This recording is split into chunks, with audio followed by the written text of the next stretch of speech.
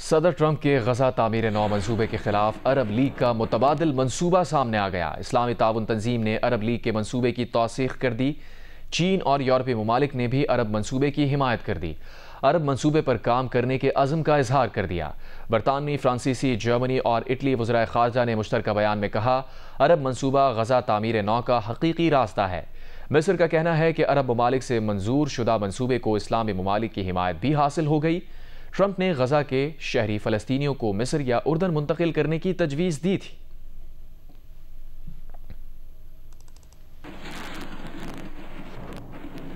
Iran के supreme leader Ayatollah खामनाई ने अमरीकी सदर ट्रंप के ख़त का जवाब दे दिया है। उन्होंने लिखा है कि बदमाशी करने वाले कुछ ममालिक मसाइल हल करने नहीं, अपने मुतालबात मनवाने के लिए बातचीत पर जोर देते हैं। ईरान ऐसे ममालिक के मुतालबात कतई तस्लीम नहीं करेगा। उन्होंने जवाब में लिखा कि ईरान अपने मिसाइल प्रोग्राम के खात्मे के मुतालबात तस्लीम नहीं करेगा।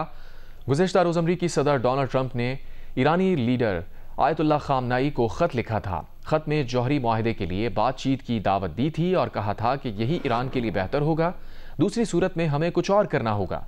ट्रंप ने कहा था कि वो ईरान के साथ मुआहदे पर पहुंचने को तरजीह देंगे।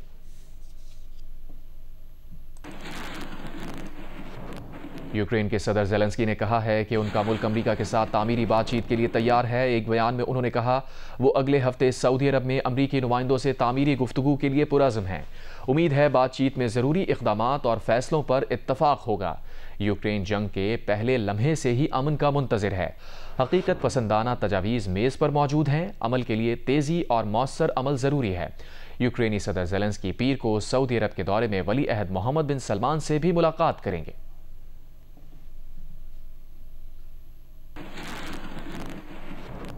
ब्रेकिंग न्यूज़ आपको दें। कराची के इलाके सुपर हाईवे के करीब जंजाल गोड अफगान बस्ती में घर की छत गिरने से 2 ख़वातीन और 3 बच्चियां जाँ बहक हो गईं। कई अफराद जख्मी हुए हैं। मजीद क्या तफसील हैं, जानेंगे जियो न्यूज़ के नुमाइंदे ज़ीशान शाह से। ज़ीशान, वाक़े की क्या डिटेल्स हैं? जी देखिए, बिल्कुल ये सुपर हाईवे M9 मोटरवे से मुत्तसिल अफगान बस्ती में ये एक मकान था जिसकी छत गिर गई है। इब्तदाई तौर पे 3 बच्चियां और 2 खवातीन के जाबाक होने की इत्तला मौसूल हुई थी। तमाम अब पुलिस ने तस्दीक की है कि इस हादसे में 2 खवातीन जिनकी उम्र 25 और 26 साल बताई जा रही है, इसके अलावा 4 साल, 7 साल, 8 साल और 9 साल की 4 बच्चियां इस मौके में जाबाक हुई। मजमूई तौर पर जाबाक होने वालों की तादाद 6 हो चुकी है, इसमें 4 बच्चियां और 2 खवातीन शामिल है। इसके अलावा 4 अफराद अब तक जख्मी भी हुए हैं। जो पुलिस हुकाम का कहना है कि जब ये वाक़या हुआ था, क्योंकि ये मकान था, इसकी जो ऊपरी छत थी वो कमजोर थी, उसकी मरम्मत का काम चल रहा था। तमाम छत के ऊपर जो लेंटर की छत बनाई जा रही थी उसके ऊपर रेती और बजरी डाली गई थी। अब तक की तफ्तीश के मुताबिक जो छत है वो सारा रेती, बजरी और जो ब्लॉक्स का बोझ बर्दाश्त नहीं कर सकी। तमाम आज जिस मुतासिरा घर में मेहमान भी आए हुए थे, सब लोग कमरे में बैठे हुए थे, तमाम इस दौरान की छत नीचे आ गई जिसके जद में आकर लोग शदीद जख्मी हुए और 4 बच्चियों समेत 2 खवातीन जाँ बहक हो गई। पुलिस और रेंजर्स, इसके अलावा रेस्क्यू की टीमें इस वक्त मौके पर पहुंच गई हैं। तमाम लाशों को निकाल के इब्तदाई तौर पर सुपर हाईवे पे वाक़ M9 मोटरवे पे वाक़ एक निजी अस्पताल मुंतकिल किया गया। अब तमाम लाशों को अब्बास रशीद अस्पताल मुंतकिल किया जा रहा है, जबकि जख्मियों को भी निकाल के इस वक्त अब्बास रशीद अस्पताल मुंतकिल किया जा रहा है ताकि उनको फौरी तौर पे तिब्बी इमदाद फराहम की जा सके। जी, अफसोसनाक वाक़े से मुताल्लिक़ अपडेट कर रहे थे ज़ीशान शाह, बहुत शुक्रिया आपका। वज़ीर आज़म शहबाज शरीफ ने कहा है कि ख़वातीन को बाइख्तियार बनाना महज ऐलान नहीं बल्कि हुकूमत का गैर मुतज़लज़ल अज़म है। ख़वातीन के आलमी दिन पर तकरीब से खिताब में वज़ीर आज़म ने कहा कि ख़वातीन को बाइख्तियार बनाने के लिए उन्हें आला तालीम, स्किल्स ट्रेनिंग और तमाम शोबों में मर्दों के बराबर मौक़े फ़राहम करना होंगे।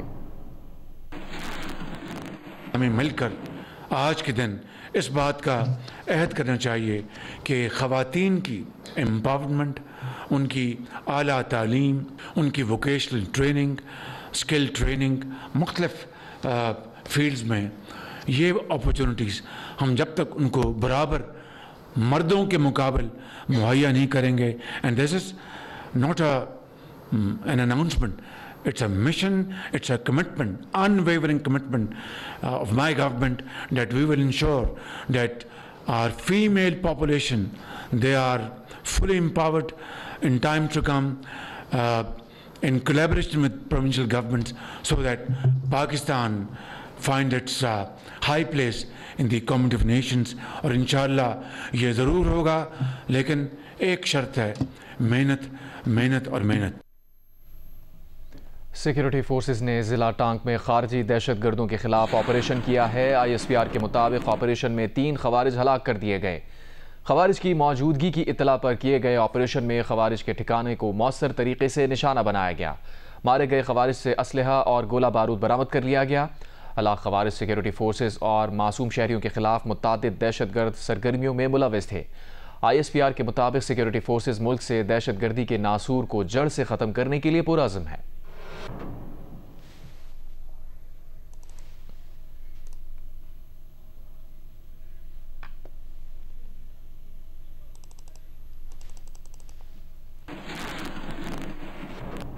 हैदराबाद रेलवे स्टेशन पर मां बेटे की पटरी पर गिरने और ट्रेन गुजरने की वीडियो वायरल हो गई। खातून अपने बच्चे के साथ खैबर मेल पर चढ़ते हुए चलती ट्रेन के नीचे आ गई। हैदराबाद स्टेशन पर मौजूद शहरियों ने खातून को लेटे रहने का कहा और मुसाफिरों ने ट्रेन की चेन खींच ली। ट्रेन रुकने पर लोगों ने खातून और बच्चे को निकाला, जो दोनों जिंदा थे। रेलवे पुलिस के मुताबिक खातून जख्मी हो गई थी, जिसे इलाज के लिए अस्पताल मुंतकिल किया गया। आज़ाद कश्मीर में 8 अक्टूबर 2005 के ज़लज़ले के तकरीबन 20 साल बाद 2 अफराद की लाशें मिली हैं। ज़िला इंतज़ामिया के मुताबिक फ्लैट के मकाम पर खुदाई के दौरान मज़ीद लाशें मिलने का इम्कान होने पर खुदाई रुकवा दी गई है। लैंडस्लाइडिंग में दबे मकानात से मलबा हटाने के दौरान लाशें मिली। काउंसलर महमूद बेग ने बताया है कि इलाके में एक बड़ी इमारत ज़लज़ले में मुनहदिम हो गई थी। इमारत में रिहाइश पजीर कई तुलबा मलबे तले दब गए थे। DNA नमूनों की बुनियाद पर लाशें बुरसा के हवाले की जाएंगी। डिजास्टर मैनेजमेंट रेड क्रिसेंट का कहना है कि इस मकाम पर रेड क्रॉस ने बहुत सी लाशें दफनाई थीं।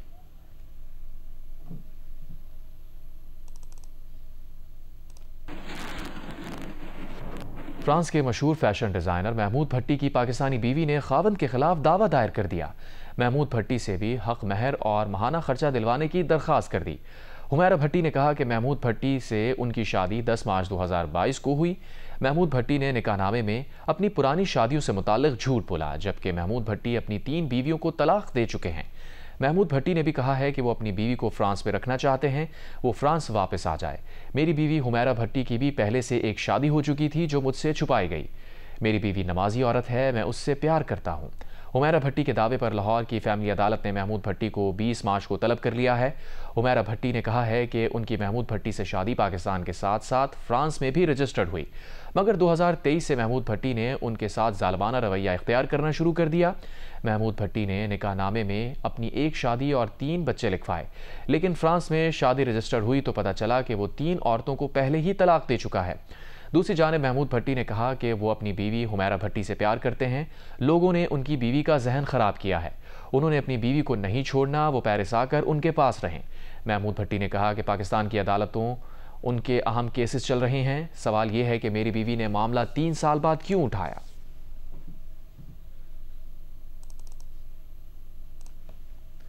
यौम ख़वातीन के हवाले से औरत मार्च मुंतज़मीन ने कराची में प्रेस कॉन्फ्रेंस करते हुए ऐलान किया है कि इस साल औरत मार्च रमज़ान की वजह से मई में होगा।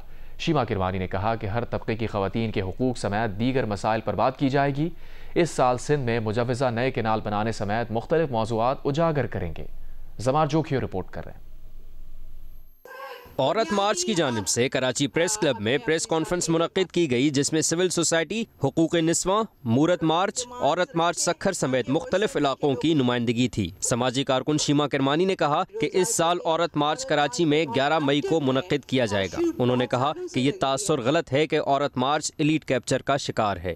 कौन औरतें बैठी हुई थी, उनकी शक्लें क्या थी, उनका लिबास क्या था, वो क्या बात कर रही थी। मजदूर औरतें थी। तो हम तो आम औरत को रिप्रेजेंट करते हैं। मैं तो अपने पूरे वजूद के साथ कह सकती हूँ, औरत मार्च जो है वो पाकिस्तान की आम औरत को रिप्रेजेंट करती है। मुकर्रिरीन ने कहा कि ख़वातीन सियासत समेत दीगर अहम मनसूबों पर फायज नहीं, जिस वजह से भी मसाइल का सामना करना पड़ता है।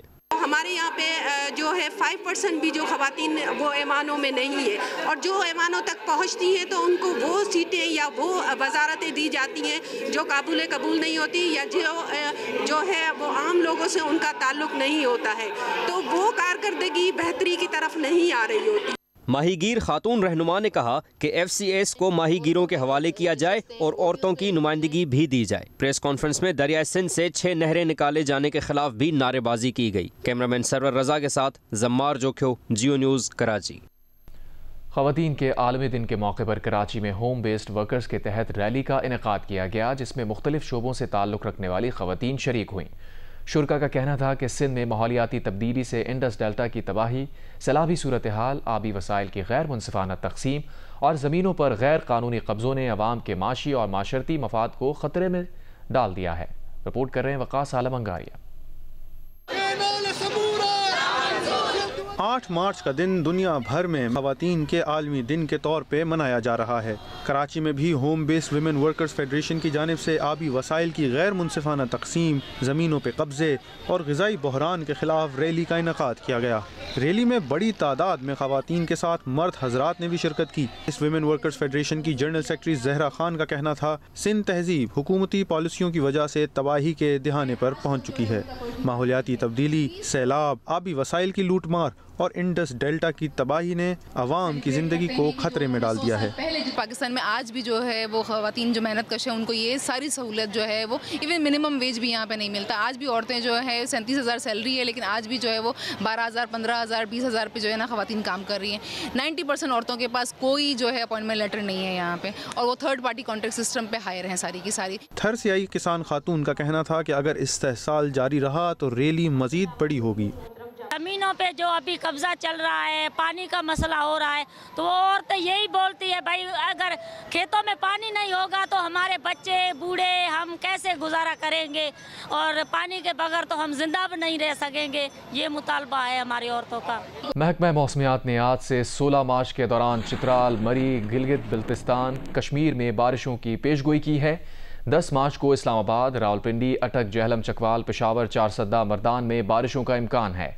महकमा मौसमियात का बताना है कि 12 से 16 मार्च के दौरान इस्लामाबाद, रावलपिंडी, चकवाल, पंजाब के बेशतर शहरों में बारिश मुतवक्के है, जबकि 14 और 15 मार्च को बलूचिस्तान के इलाकों में गरज चमक के साथ बारिश का इम्कान है। इस्लामाबाद, लाहौर, पेशावर, कोयटा और दीगर शहरों में अर्बन फ्लडिंग का खदशा है। बालाई इलाकों में शदीद बर्फबारी से सड़कें बंद होने का इम्कान है। खैबर पख्तूनख्वा, कश्मीर और गिलगित बल्तिस्तान में शदीद बारिशों के बायस लैंड स्लाइडिंग का खदशा जाहिर किया गया है।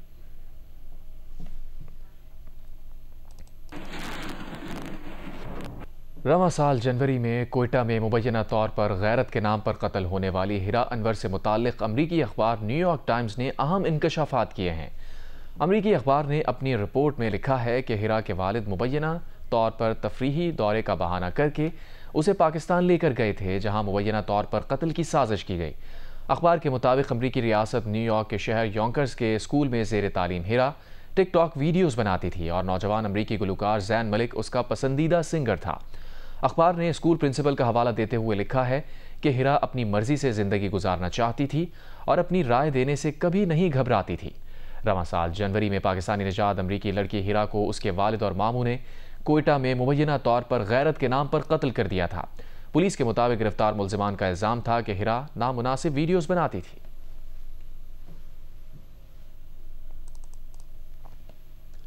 कराची में अदालत ने दुआ जहरा और जहीर के निकाह को दुरुस्त करार दे दिया। कराची के सिटी कोर्ट में मुअज़्ज़ज़ जज ने दुआ जहरा और जहीर के निकाहनामे को जाली करार देने की दरख्वास्त मुस्तरद कर दी। अदालत ने कहा कि तनसीख निकाह के लिए मुताल्लिका फॉरम को इस्तेमाल किया जाए।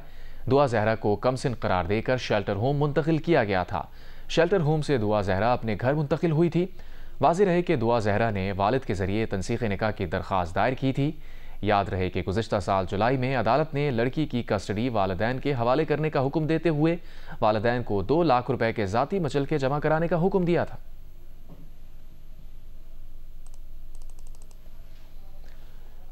वफाकी हुकूमत ने गैर कानूनी गैर मुल्कियों की वतन वापसी के लिए मुकर्रर करदा 31 मार्च की डेडलाइन में तौसी न करने का फैसला किया है। ज़राए का कहना है कि मुकर्ररा तारीख के बाद मुकीम गैर कानूनी गैर मुल्कियों और अफगान शहरियों को गिरफ्तार करके मुल्क बदर किया जाएगा। पाकिस्तान में बढ़ती दहशत गर्दी के वाक़यात में अफगान शहरियों के बराह रास्त मुलव्वस होने के बाद ये फैसला किया गया है। पाकिस्तान में मुकीम तमाम अफगान शहरियों को हिदायत जारी की गई हैं कि वो बाइज़्ज़त तौर पर वतन वापस चले जाएँ। सिक्योरिटी ज़राए का कहना है कि 4 मार्च को बनू कैंट खुदकुश हमलों में 16 हलाक खवारजियों में अफगान दहशतगर्द भी शामिल थे। बनू हमले की मनसूबा साजी अफगान सरजमीन पर की गई थी। 1 अप्रैल से तमाम गैर कानूनी तौर पर मुकीम गैर मुल्कियों की मुल्क बदरी का अमल शुरू कर दिया जाएगा।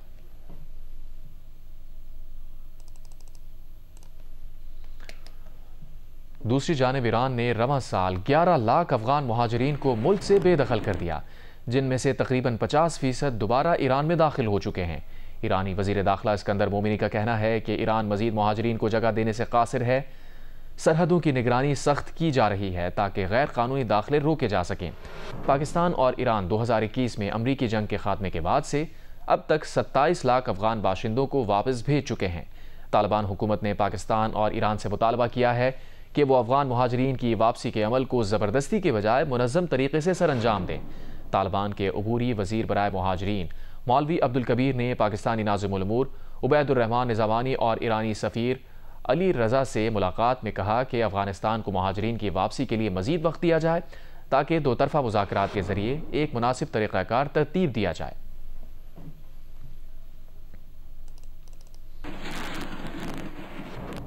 गवर्नर सिंध की जानिब से 7वें इफ्तार डिनर में मारूफ स्कॉलर डॉक्टर जाकिर नाइक ने खुसूसी शिरकत की। गवर्नर सिंध की जानिब से 7वें इफ्तार डिनर में खुसूसी आमद पर गवर्नर सिंध ने डॉक्टर जाकिर नाइक का शुक्रिया अदा किया। तकरीब में सूबे की मुख्तलिफ जामियात समेत शहरियों की बड़ी तादाद ने शिरकत की। डॉक्टर जाकिर नाइक ने इफ्तार डिनर के शुरका से खिताब में रमज़ानुल मुबारक में ज़्यादा से ज़्यादा इबादत की तलकीन की।